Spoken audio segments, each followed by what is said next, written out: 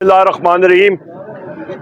ख़वातीन व हज़रात, मेरे साथ मेरे साथी यहाँ पे मेंबरान कौमी असम्बली, सेनेट, सूबाई असम्बली, हम लोग आज यहाँ पे अडयाला जेल का जो मेन गेट है उससे 300 मीटर हम लोग शुमाल की तरफ खड़े हैं। और उसकी बुनियादी वजह यह है कि अचानक हम सब के पास अदालत के ऑर्डर्स मौजूद हैं।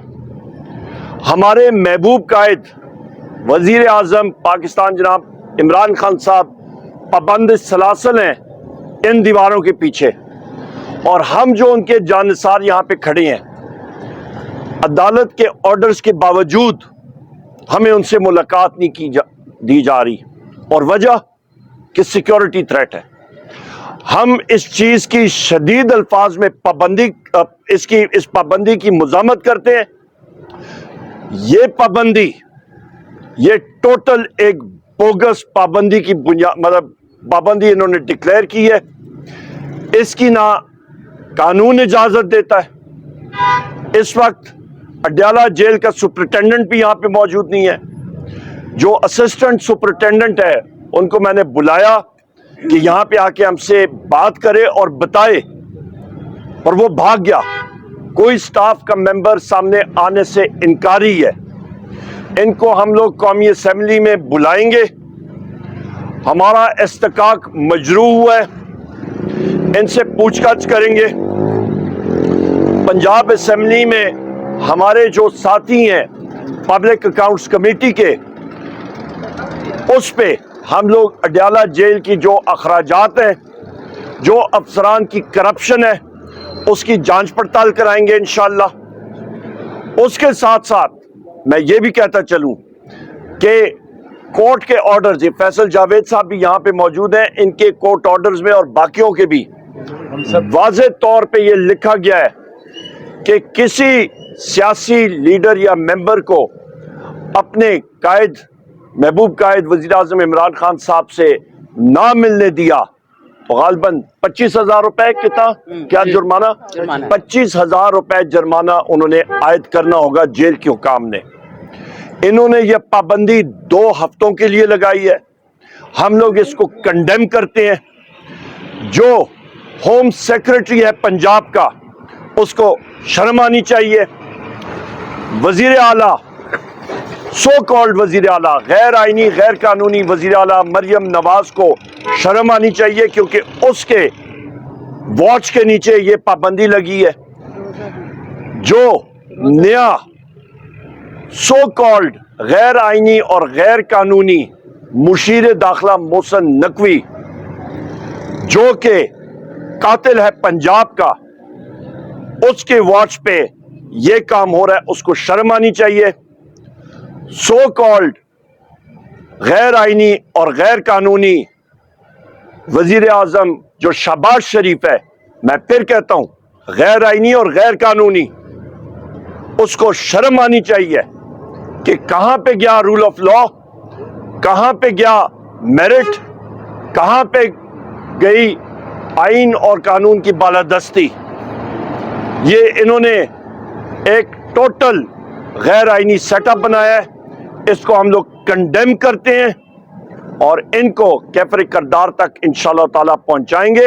हमारी डिमांड है कि पाकिस्तान में या आइन की बालादस्ती और अदालतों की बालादस्ती होगी तो मुल्क आगे चलेगा, वरना मुल्क आगे नहीं चल सकता। हम डिमांड करते हैं कि मेरी आज 3री बार है मैं आ रहा हूं अपने महबूब कायद वजीर आजम इमरान खान साहब से मिलने, पर नहीं मिलने दिया जा रहा। हमें तशवीश है अपने लीडर के लिए, उनकी सेफ्टी के लिए।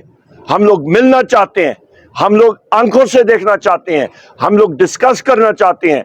सेनेट का इलेक्शन का शेड्यूल आ चुका है, पर ये करप्ट हुकूमत ये उसमें रोड़े अटका रही है कि हम लोग अपने महबूब कायद वजीर आजम इमरान खान साहब से सेनेट की सीटों के बारे में कोई गुफ्तगू ना कर सके। इंशाअल्लाह ताला हमारे सेनेटर्स आएंगे और पाकिस्तान तहरीक इंसाफ इंशाअल्लाह ताला जीत के दिखाएगी। बहुत शुक्रिया, थैंक यू। ये बताइए कि सेनेट का इलेक्शन आ रहा है, शेड्यूल जो है उसका आ चुका है 15 तारीख से, تو کیا حکمت عملی ہوگی اس دفعہ، کیونکہ آپ کو این اے کی جو سیٹیں تھیں مخصوص نشستیں وہ بھی آپ کو نہیں دی گئی، وہ دوسری جماعتوں کو دے دی گئی، تو آپ کو سینٹ کے الیکشن میں کیا حکمت عملی ہوگی آپ کی؟ بہت اچھا سوال ہے. اس سے پہلے سینٹ کے الیکشن میں بدقسمتی کے ساتھ لین دین کے بازار جو ہے مختلف جگہوں میں گرم رہا ہے، مختلف صوبائی اسمبلی میں.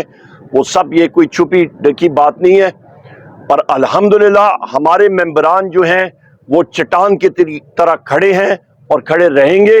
اس کی وجہ یہ ہے کہ ہمارے ممبر صوبائی اسمبلی ہو گئے یا قومی اسمبلی ہو گئے، وہ ایک آگ کا دریا عبور کر کے آئے ہیں اور وہ عمران خان صاحب کی کال پہ لبیک کہیں گے، اور ہمارے جو نمائندہ ہوں گے سینٹ کو کے ان پہ انشاءاللہ تعالی وہ مور لگا کے ان کو کامیاب کریں گے. ظریفی پاکستان میں یہ ہے کہ صدر ہاؤس میں جسمانی طور پہ ایک مفلوج صدر کو انہوں نے غیر آئینی اور غیر قانونی طور پہ بٹھا دیا، جو کہ فنکشن کر ہی نہیں سکتا بدقسمتی سے.